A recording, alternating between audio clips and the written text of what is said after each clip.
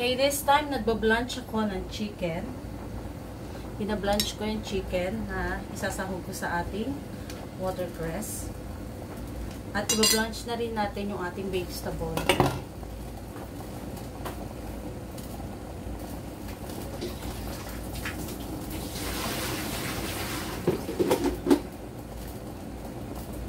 Ito yung ating watercress, blanch natin.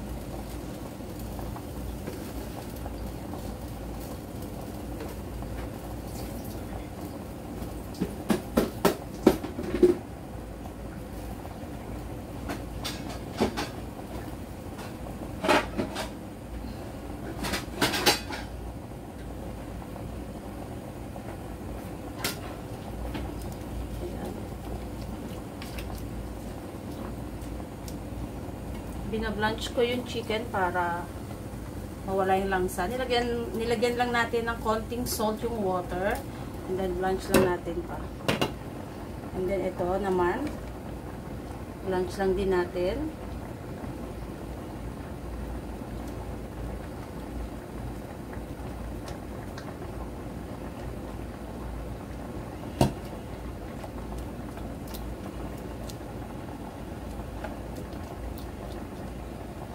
Ayan. Nagpa-blanch lang tayo. Ayan.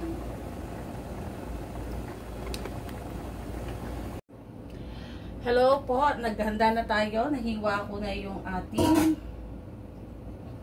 eto, dapat nilaga siyang salted egg. So, hindi ko na siya nalaga. Ayan. Hindi ko na siya nalaga. Ganyan na lang siya natin gagamitin. Ready ko na lahat. Meron tayo ditong century egg. Ayan, in-slice ko lang.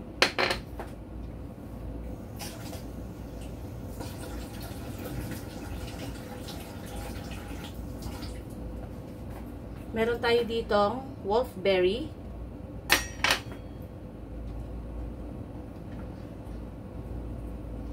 Ito yung chicken leg ginamit ko, at saka meron akong luya. Ayan, gigisa ko lang ng very light.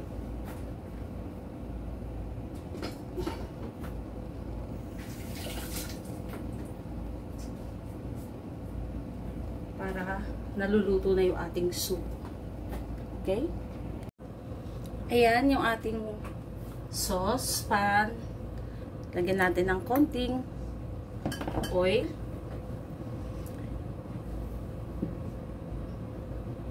Then, gisa natin yung ating luya.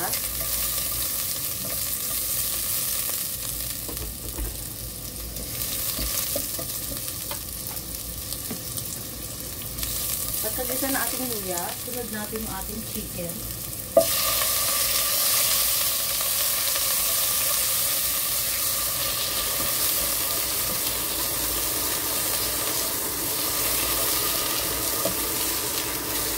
Na-blanch na natin yung chicken, ha. So, para yung impurities niya, naalisan. And then, inalisan ko siya ng skin. Para walang oil, walang taba yung chicken na mapupunta sa ating soup.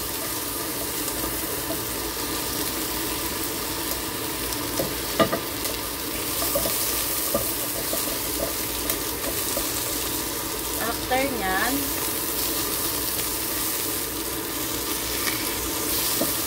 itong egg kasi dapat to ay boiled siya nito. So, gaganituhin ko na lang siya.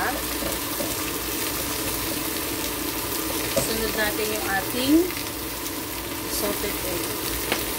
Ay, century egg. And then, pagka ganyan, lagyan na natin siya ng water. Boiled water na to. Konting muna ilalagay ko.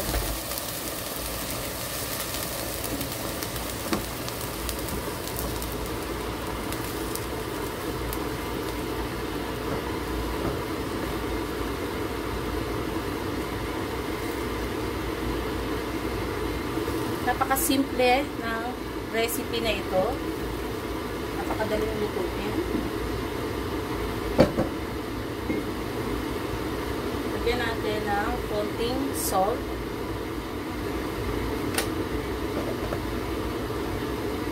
Dahil chicken yung ating sinahog, lagyan ko siya ng chicken powder. Konti lang. Mamaya, late na natin to ilalagay. Boiling water na to. So, ayan. Nagdagan na natin yung tubig.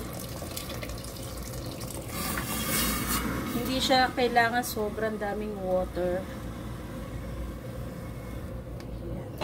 Enough lang na makapagpakulo tayo. Ayan na, ganyan lang siya. Tapos mamaya isasama na natin yung ating vegetable na watercress and then yung ating wolfberry. Balikan natin yan. Balikan natin tong ating watercress. Ayan. Ayan na siya.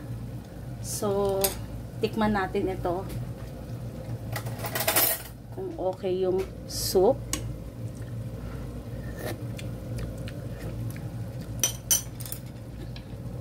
Yan, okay na siya. Hindi natin kailangan siyang sobrang alatan.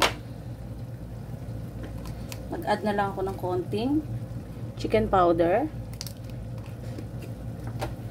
And then, maglagay tayo ng